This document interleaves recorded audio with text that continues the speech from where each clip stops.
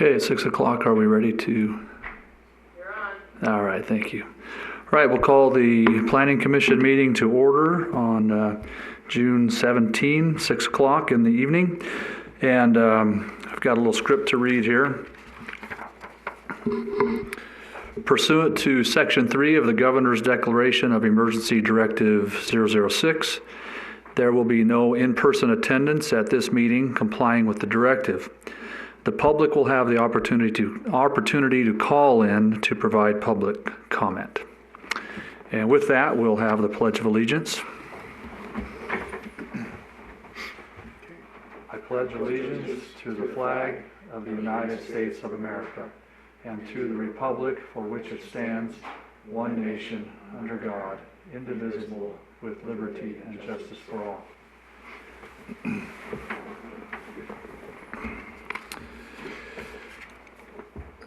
Okay, this is the time for public comment. I'll read a statement and ask a question to staff and then direct the public to call. Public comment during this portion of the agenda must be limited to matters on the agenda for action. If an agenda item is also listed as a public hearing, persons may wait to speak until that particular item. Public comment, whether on an agenda item or general public comment, is limited to up to 5 minutes per person. And question to staff, before opening to phone calls, has anyone provided public comment via email prior to the meeting? Okay, the answer was no for those that are watching. So the public may now call 702-589-9629 to provide public comment.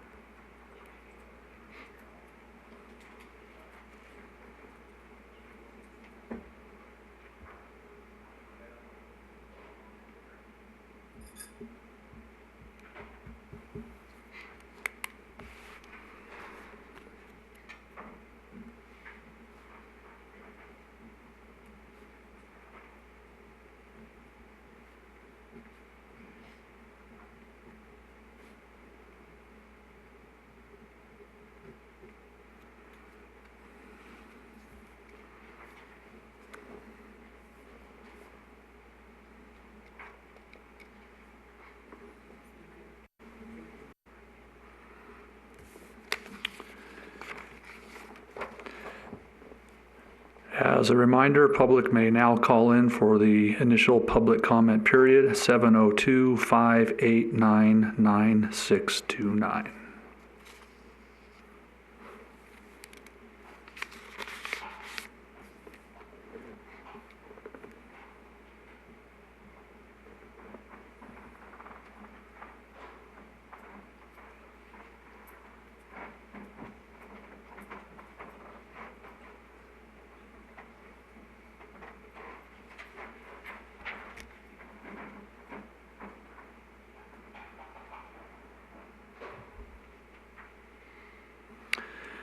We realize there's about a 30-second delay on phone calling in, but it's been about 2 minutes already, so we'll give it just a short amount of time and proceed if we don't get any calls right away.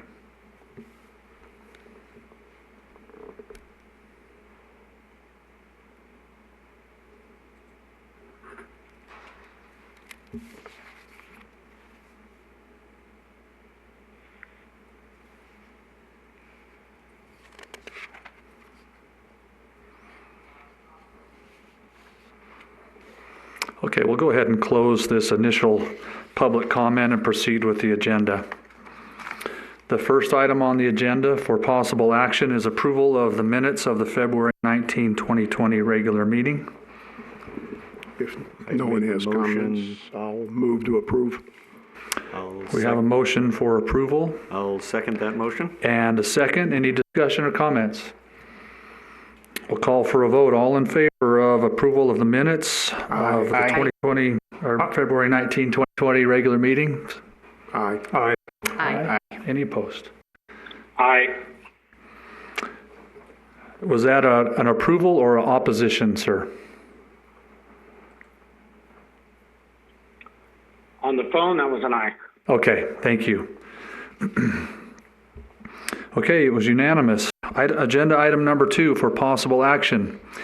MPA-19-037, resolution number 1192. This is a public hearing, adoption and recommendation to the City Council on a proposed amendment to the Boulder City Master Plan to amend Chapter 4 to add references to the open lands conservation and manufacturing energy categories, along with minor updates to the chapter for consistency. And we'll turn the time over to staff now for some comments. Thank you, Mr. Chairman. The Planning Commission has previously heard this request last September and had unanimously recommended approval with one member absent. At the City Council meeting of October 22nd last year, concerns were expressed about certain aspects of the amendment, and no action was taken at that time. This latest version addresses those concerns.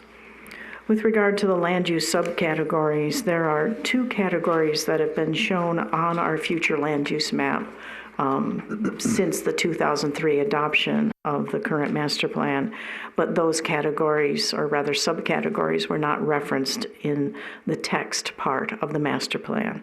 The first one is what we call the open lands - conservation category.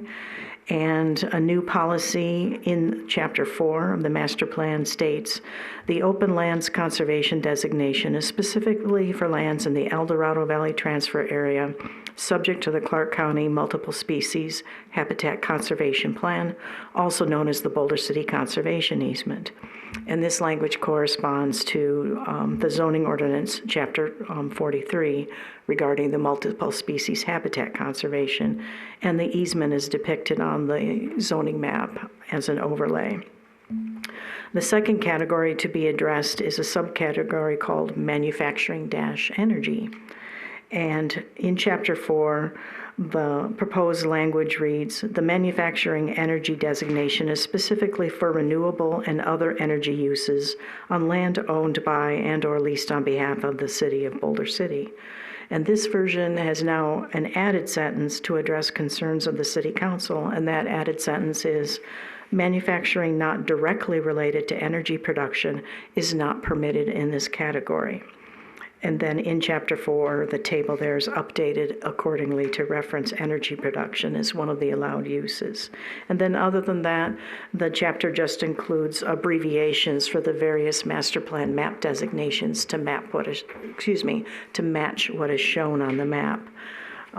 And subject to any questions by the committee, the staff is recommending that the Planning Commission conduct the required public hearing and consider adoption of 1192 as a recommendation on this master plan text amendment. Thank you. Is there any questions for staff? Member Matuska. Thank you. A simple question, I think, Susan. I noticed that it says manufacturing/energy, and probably because of the word manufacturing, we added that last sentence saying manufacturing not directly associated with energy is not permitted, right? And I'm assuming the hyphenated title manufacturing-energy, it has the word manufacturing simply because it's part of the manufacturing section of the code. Is that correct? Correct. When the 2003 master plan was adopted, the master plan text simply had a category for manufacturing. And so that applies to, for the most part, the part of the city that has a zoning district of CM, commercial manufacturing. However, with that 2003 master plan, it was also incorporating all of the El Dorado Valley, and per prior actions by the city, a certain area within the El Dorado Valley transfer area had been set aside specifically for solar and other renewable energy generation. And our consultants back in 2003, rather than create a master plan category for solar, they just simply designated it on the map as manufacturing-energy. but the text didn't reference that. And so apparently some council members had concerns that the language in the draft code wasn't explicit enough to state that if it's that sub-designation of manufacturing energy, that it's solely for energy purposes and not general manufacturing. Thank you. Any other questions for staff? Okay, as this is a public hearing, we invite the public to call in again and weigh in on the matter. Again, the number is 702-589-9629.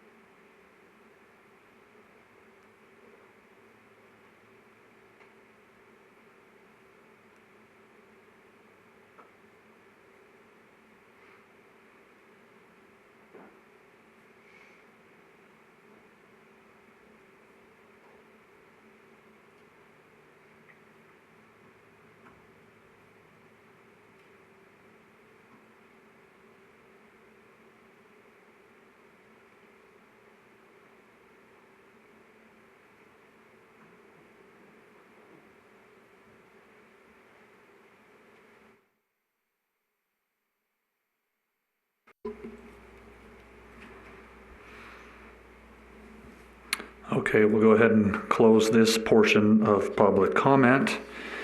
And I might want to read a paragraph that's associated with the resolution here if I'm not out of order. But the provision of state law for master plan amendments is that both Planning Commission does not merely recommend an amendment, but both the Planning Commission and City Council adopt an amendment to the master plan, and that the Planning Commission's resolution of adoption is to be by 2/3 majority. So 5 of the 7 of the members therefore need to vote in favor for this to proceed as an adoption by the Planning Commission. So I just want to make sure that was clear for all of us participating.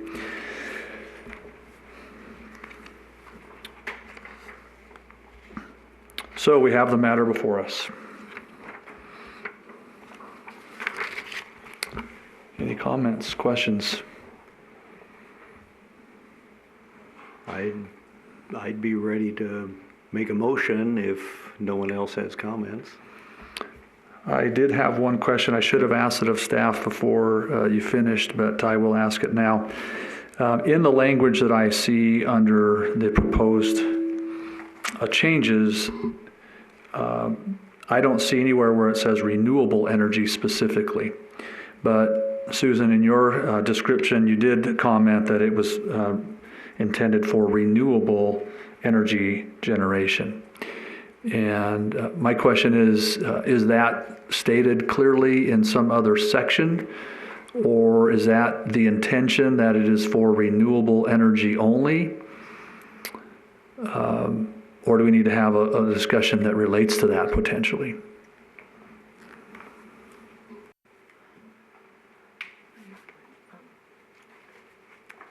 Brock, do you recall what the charter says for the purchase of the El Dorado Valley? Did it limit it only to renewable?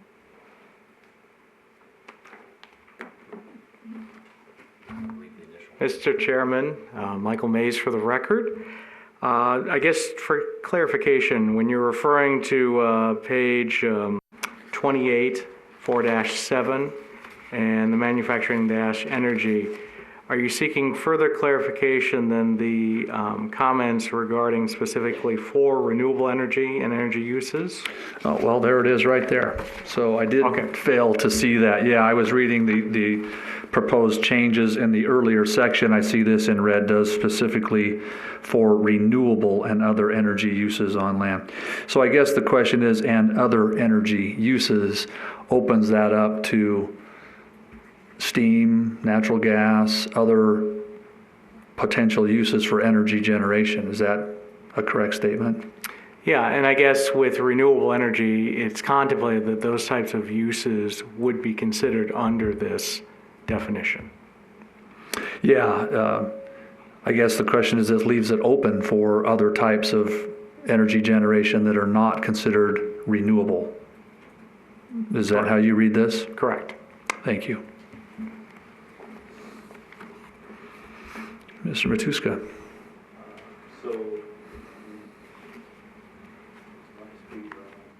Oh, there we are. Look for the light. Anyway, Mr. Mays, just kind of exploring a little further the term other and the openness that that implies, does that mean that under the guidelines we currently have in place that we could expect to have a coal-fired power plant out there? Would that fall into the category of other, and would that be precluded through other zoning language or? Certainly, that's not the intent. And so we could look to further clarification of this text so that it allows for the opportunity for example, natural gas, but not like a coal-fired plant. And we would be open to clarification from the Planning Commission for that distinction. And I think that in part that language was included because there has been expressed interest by potential tenants for uses in addition to the renewable energy, which includes, of course, solar and wind turbine. Geothermal has been something else that has been contemplated. Perhaps to further define, we could include exclusions to address your concern.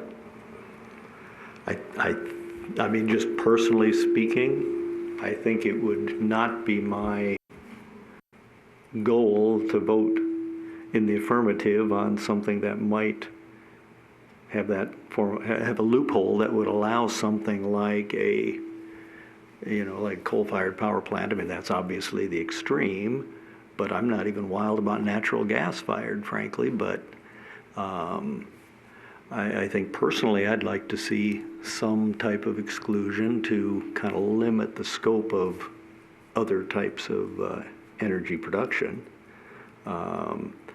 Does simply dropping the two words "and other," would that accomplish that goal? Are all of the energy production methods that have been proposed to the city, do they fall into the category of renewable as it is commonly understood? I will turn to Mr. Armitrout to clarify that as to whether there have been other inquiries. Could renewable energy satisfy the interested parties?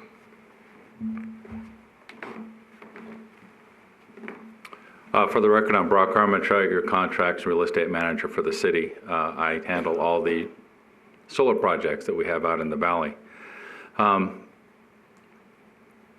For renewable projects, to make them more viable, they need to also have other components so that they can provide what's called power on the shoulders. Solar energy generates great power at 2 in the afternoon.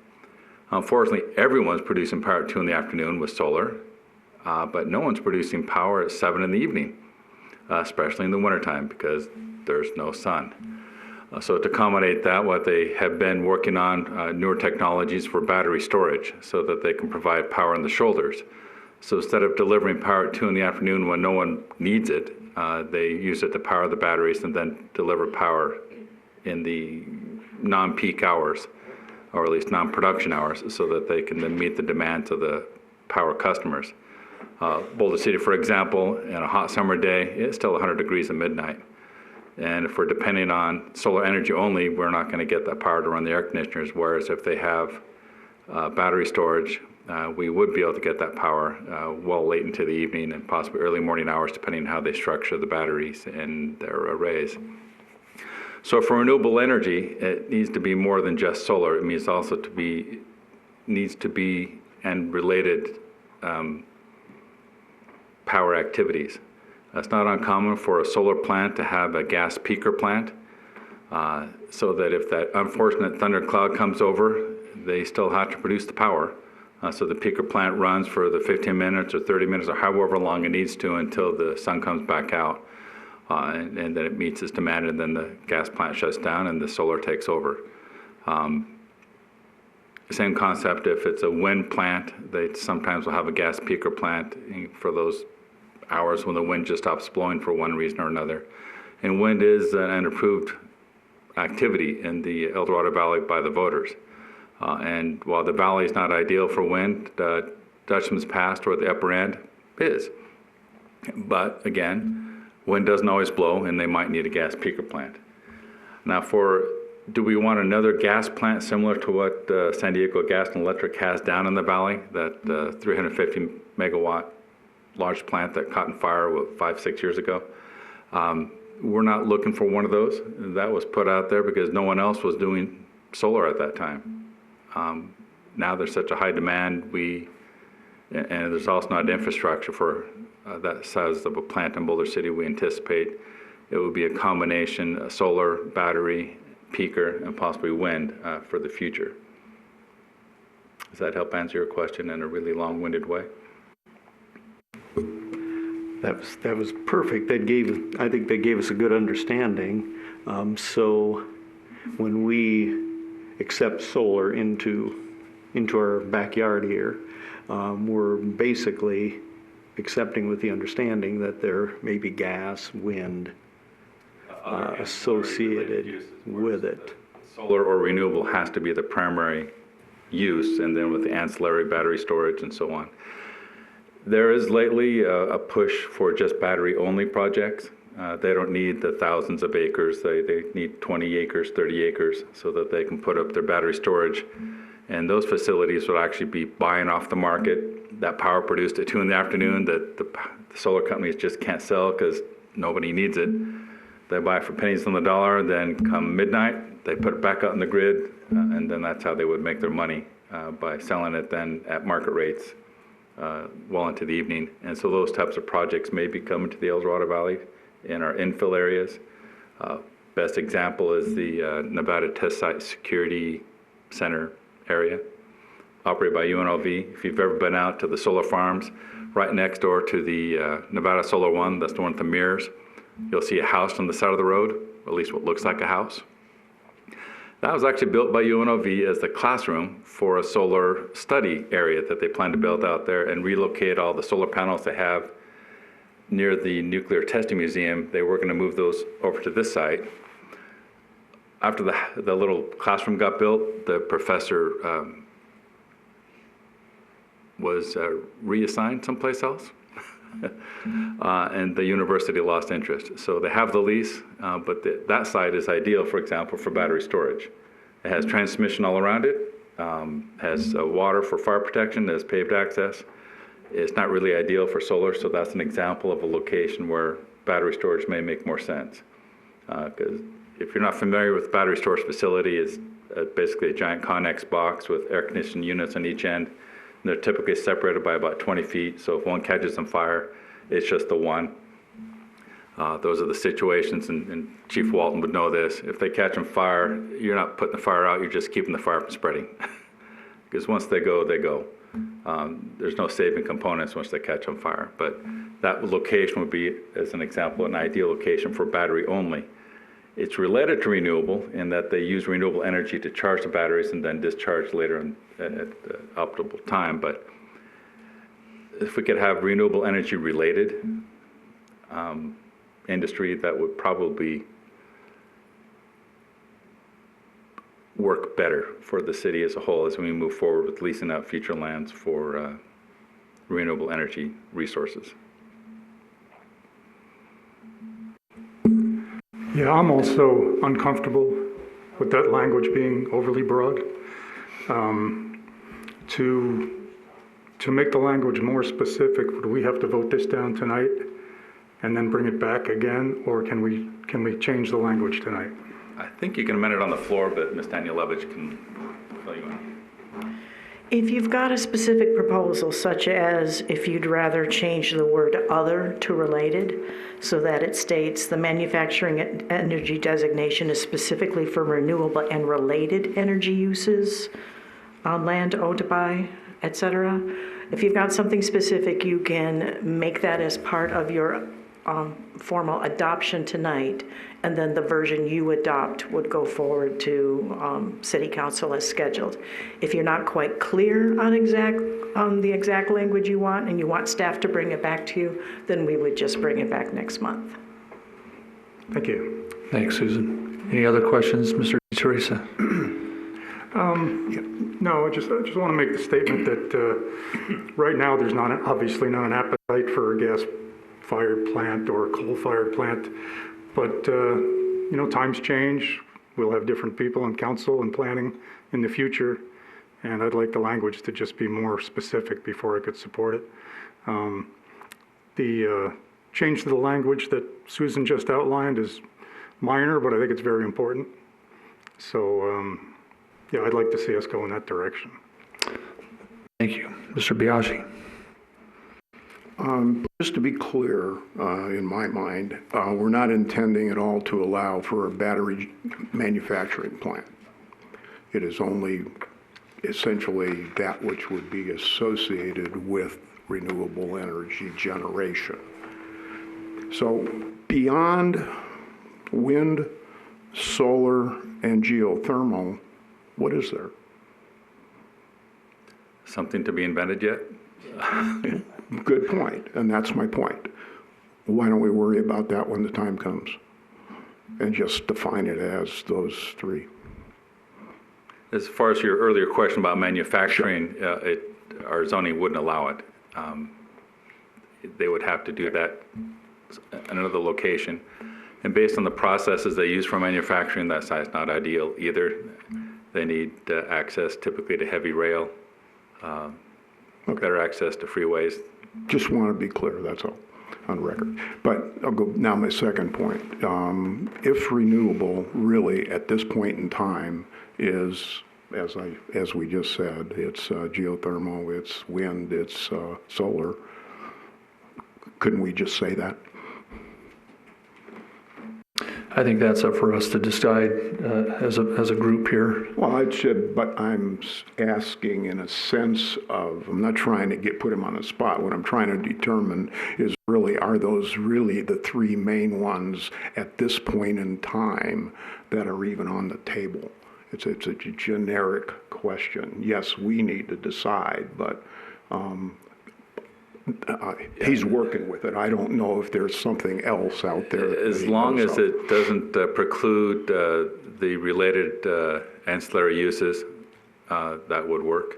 And again, I would hesitate to define what those ancillary uses are because, again, that's technology that's constantly changing. 5 years ago, battery was, they knew batteries existed, but the technology wasn't there yet. And it's one of those rapidly advancing technologies where it's becoming more and more viable. There may be other technologies that of a similar nature that may work as well.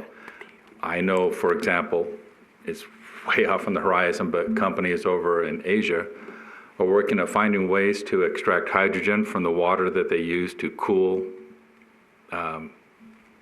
facilities, and then to use those hydrogen cells then to either recharge the batteries or to sell for cars or other renewable energy. I don't believe that would ever happen in Boulder because the technology is not there yet, but it might. And again, that'd be another way for the city to recover revenue from an asset that otherwise just gets discharged into the ground. Treated wastewater would be an ideal candidate for something like that if they could ever make it work. And that's just one example of a future related technology that's ancillary to a renewable energy project that I wouldn't want to preclude. And there may be others that we don't even know about that may be perfectly clean, non-obtrusive, that we would want to consider. But if we were to specifically list specific ancillary uses, that might make it more difficult to entertain those ideas. Okay. I hear. Mr. Chairman, Brock, this might be for you. Say a natural gas power plant or a coal power plant comes to Boulder City and says they want to come out here. What obstacles do they have to try to make that work? What I'm trying to point out is to see that it's not going to happen. Well, the primary obstacle is delivery of fuel, whether it be a gas pipeline or a heavy rail to deliver the coal. And then on the other end, how to remove the waste product, which also requires heavy rail if it's a coal plant. And then on the city end of it, when we look at a RFP or whatever the process is, I assume something that staff wasn't in favor of probably wouldn't come to council. But if they were and it came to council, I mean, what I'm seeing here is there's probably a bunch of layers to see a project come online like that. Yeah, there are quite a few. In fact, when we do RFPs for solar projects, we first bring the language to the council to make sure that they're comfortable with what we're soliciting, how they'd like to rank the projects, so that as we receive responses, to help staff weed out the ones that we're just not going to consider and rank what we're going to put high priority. That process would certainly make it available for the council to decide if they want to entertain something less favorable. Staff wouldn't recommend it because the money right now is in other renewables. The most recent RFP we did for what's going to be known as Boulder Flats, which is actually your next agenda item for the rezoning. We had a ranking system where they had to have solar, battery storage, and a power purchase agreement in order to be ranked highest. And the council thought that was the bee's knees, and that was our highest ranking. And at the bottom end of the ranking scale was one that was just solar only, no PPA, nothing, just a dream in the sky. And when we received our responses, we had everything through all 5 different ranking plateaus. The one that won actually had 2 PPAs, so it worked out best for us. So we're not going to accidentally get a coal plant? Yeah. There are so many regulatory hurdles for them to cross even before they get to us. It would be very difficult. We're the least of a coal plant's worries. The feds and the state are probably the even bigger hurdles, and they're not really keen to license those types of facilities. Thank you. Any other questions or concerns? Mr. Chairman? Mr. Matuska. So it sounds like we've got a variety of opinions here as usual, which is good. I know that I'm not thrilled with the word other. I thought that Susan offered a reasonable approach with and related. I might even suggest adding another word, and directly related. Now, I don't know if that would overly complicate or would be a failure, but I'd like to just kind of see, even if, if that's something that might work for the group here.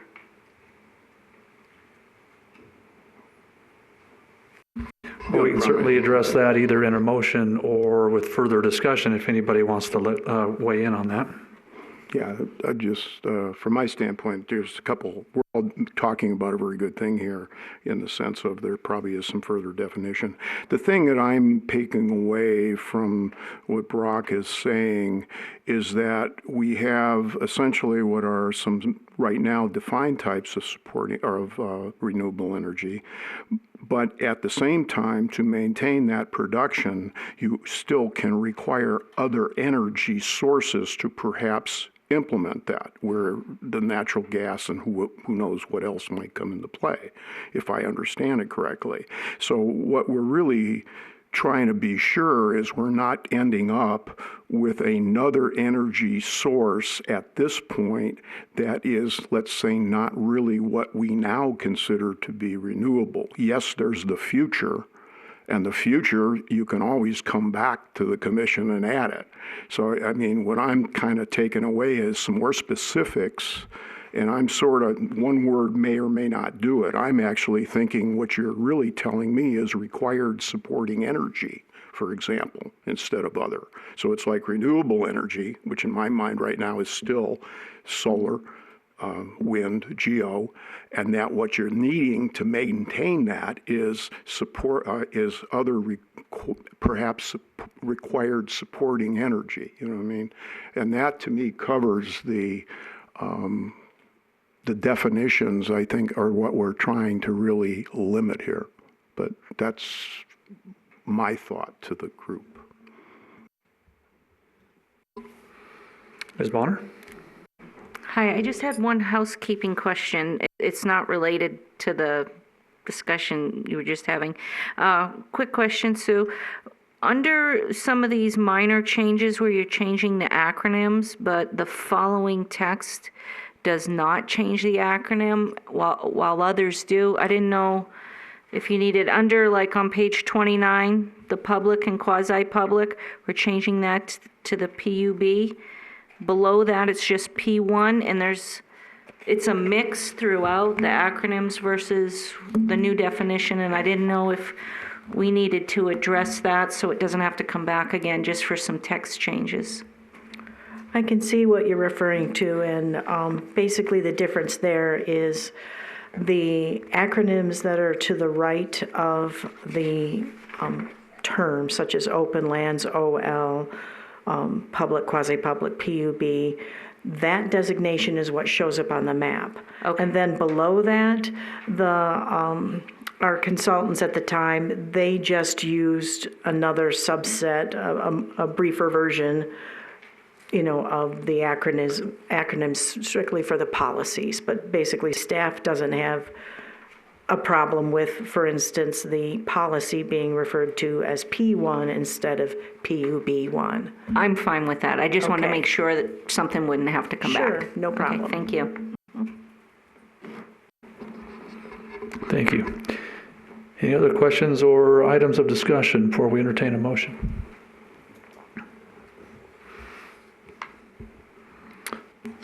Well, if anybody would like to propose a motion. Wow. I think I just need Susan, I just kind of need your thumbs up before I provide a motion. So Ernie has suggested required supporting. Can I make just a little further comment on that before you get into your motion? What I think, in looking at the way it is, it's really in the second sentence that probably is what might be more appropriate. It's sort of like you got manufacturing, where you say manufacturing not directly related to energy production is not permitted in this categories, and that's where I'm thinking is except required energy to support renewable energy production. So I think what you end up then saying is that you're clarifying that you are allowing what would be required supporting energy in that area, okay?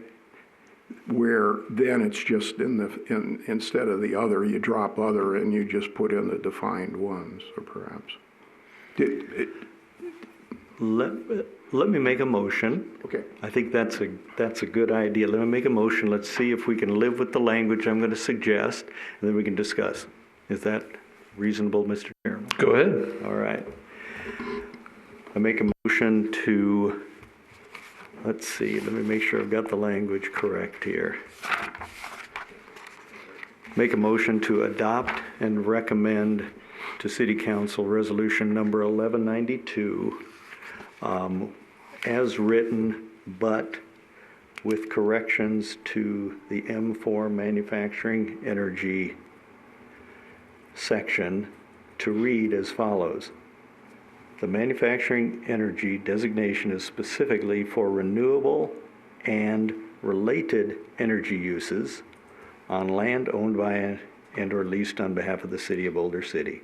Manufacturing not directly related to renewable energy production is not permitted in this category.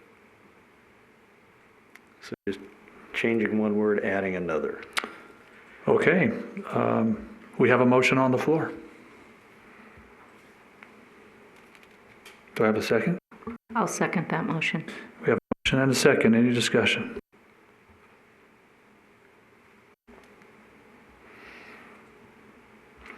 Then I'll call for a vote. So we have a proposal to accept the resolution number 1192 as written with the changes. If anybody needs the changes read aloud again, please let me know. Otherwise, it stands as proposed.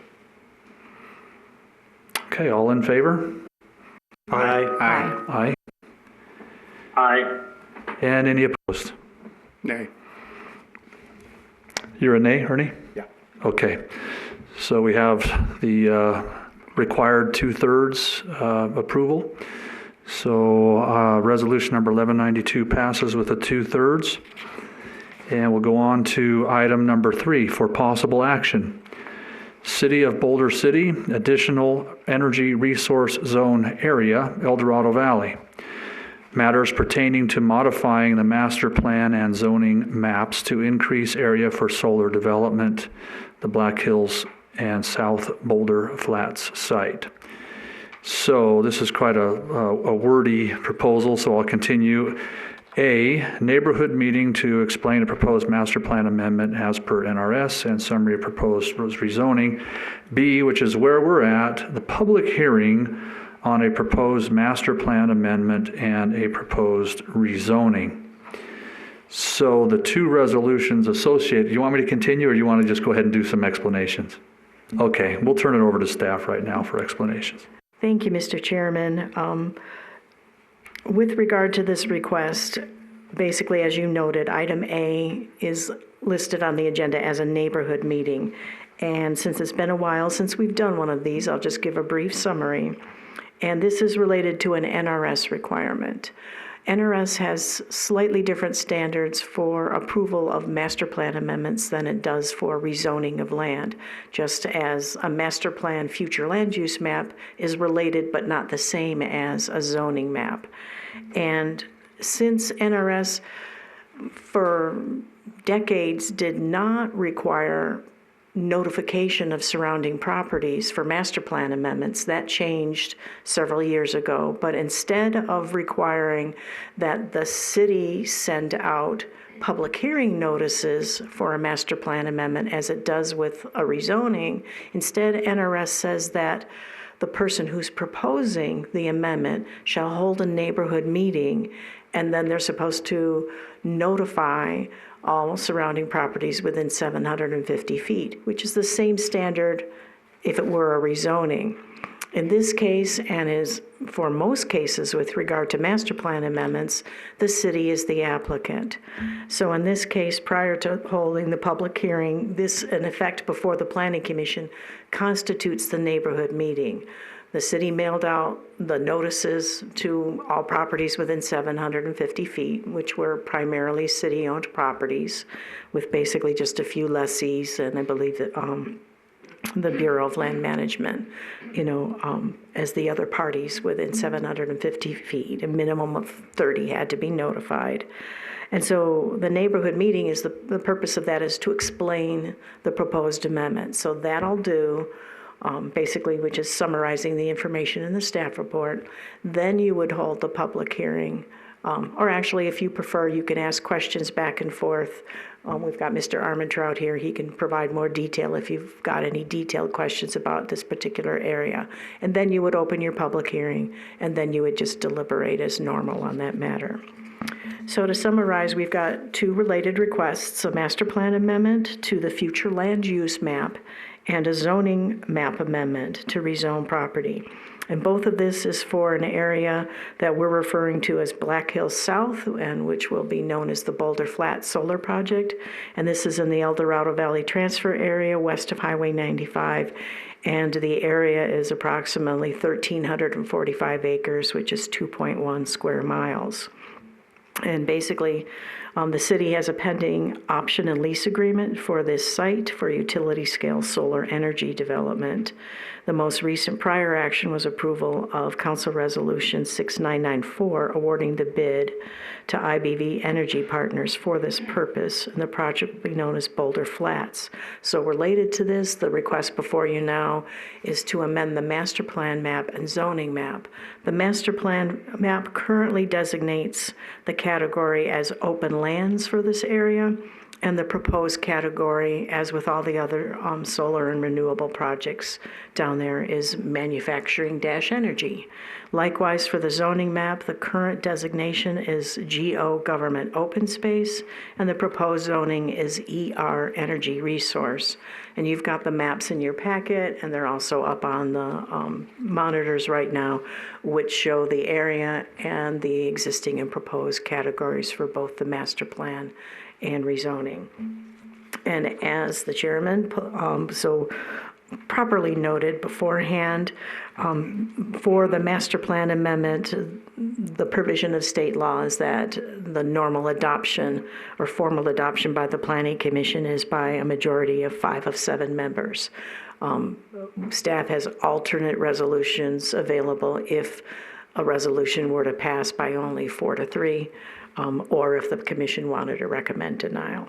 But with that, we will take your questions and attempt to answer them. Any questions for staff? Yeah, one question. And it does say that, of course, we send out notices to newspapers. Is there multiple ones besides the Vegas ones, or did Boulder City, did other cities get it? Henderson.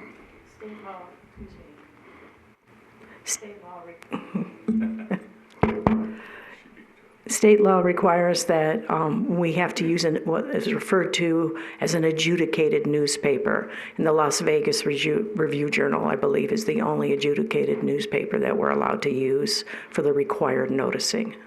So, like, even the Boulder City Review wouldn't have even had a notice at all? It's not an adjudicated paper. Interesting. Mm-hmm. Okay, thank you. Any other questions for staff, including Mr. Armentrout? You know, I'm just going to use my voice because I'm having trouble with the button here. If that you're on. How? Yeah, it seems like whenever I hit that, that starts ringing. So. We're good now. All right.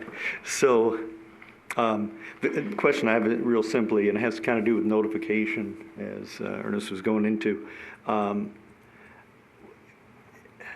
You know, as I think we've remarked here on the Planning Commission in the past, solar, of course, while we all support energy efficient and renewable energy production, we're taking up a lot of the land out there that is multi-use. You know, as we were looking at kind of taking a big chunk out of the last dry lake bed, we had, you know, the flying community, the off-road community, and so on.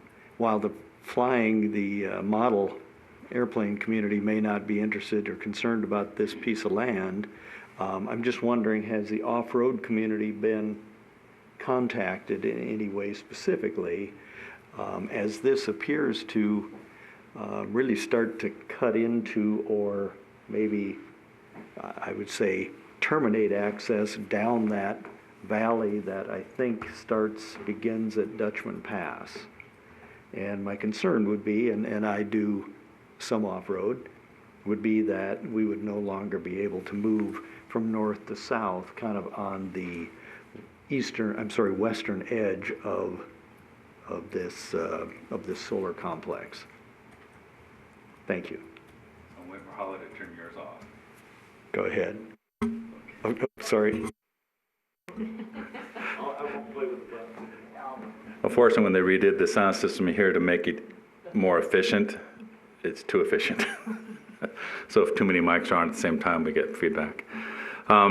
The primary access road that goes through Dutchman's Pass won't be affected. That will always remain open because it has to. It's also the gas line service road.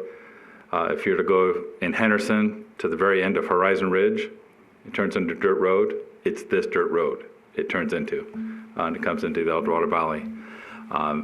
In fact, at some point, it likely will be paved as the access road for this site, but it will remain open to the public to travel up and down. As far as the balance of the site that's proposed to be developed for the solar farm itself, there are currently no existing dirt roads in that area. We've mapped all of our dirt roads in the desert extensively. Anywhere where it looked like man had gone, we have it mapped. In places where man probably hasn't been except maybe once or twice, but we have them mapped. This area, because of the terrain, I'm sure it'd be fun for someone. It's got a lot of volcanic rock out there. It'll actually be more attractive to drive ATVs on once they finish preparing the site for solar. But right now, because of the nature of the terrain, other than maybe the washes, because of how it's just the volcanic rock deposits out there, it's not kind to cars and vehicles. It kind of tears them up. But as far as your primary question, will there still be access north-south or east-west in this case? That will always be there. It has to be. We're obligated by easement agreements. Any other questions for staff? Fair enough. As this is a public hearing, the public can now call in for comment. The number is 702-589-9629.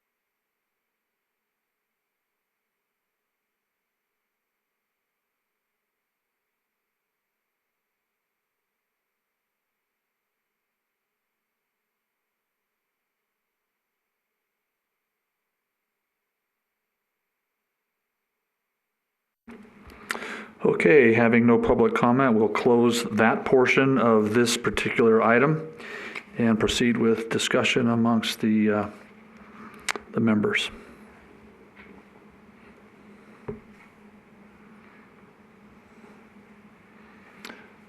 Okay, Mr. Mr. Biashi, would you like to have a comment for us, please? I guess twofold. Number one, I think the presentation of what we're asked to do is pretty straightforward, and it definitely looks supportable. I think my only my only concern, while it does not really have a direct bearing on this, is the fact that we are still choosing, even with this approach, to what I call piecemeal the master plan. We're coming in with an amendment, taking out a piece of it, and just by virtue of the participation we're having here and from the community is not aware of what's going on. Now, admittedly, it's, again, I support it. It's a great approach. But what I don't support is coming in with pieces of an amendment and we don't involve the community. So that's just my comments. Other than that. Thank you, sir. Any other comments or discussion? Okay, seeing none, I'll ask for a motion if anybody would like to propose.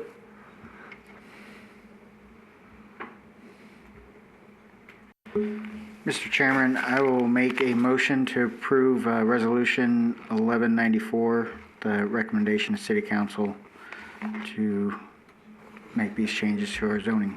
Can I ask you a clarifying question, sir? Yes. We're currently hearing, if I'm not mistaken, a resolution number 1193. Is that correct? Okay. So is that what you're referring to? 1193. I had the wrong code in front of me. Okay. Sorry, I had the wrong resolution in front of me. To adopt and recommend to the City Council Resolution 1193. We have a motion. Do we have a second? I'll second it. We have a motion and a second. Do we have any discussion? Okay, I'll call for a vote on the motion and second to pass resolution number 1193. All in favor? Aye. Aye. Aye. Any opposed?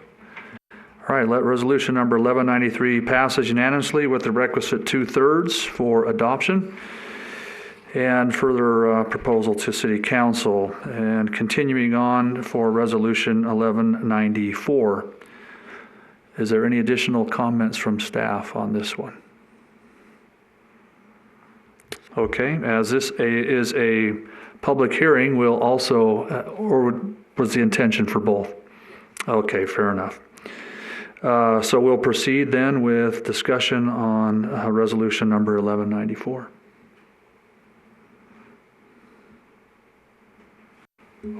Barring any other discussion, I'll make a motion to approve Resolution 1194. I'll second. We have a motion and a second for approval and adoption, or no, I'm sorry, for this is simply a recommendation to City Council on the proposed amendment. So we have a motion and a second for resolution number 1194 to recommend to City Council. Any discussion? Okay, I'll call for a vote. All in favor? Aye. Aye. Any opposed? All right, resolution 1194 passes. Item number 4, monthly progress report on development allotments. No comment. Be noted, there are no comments for item number 4, and number 5 is public comment. So this public comment, public may now call in for final public comment at 702-589-9629.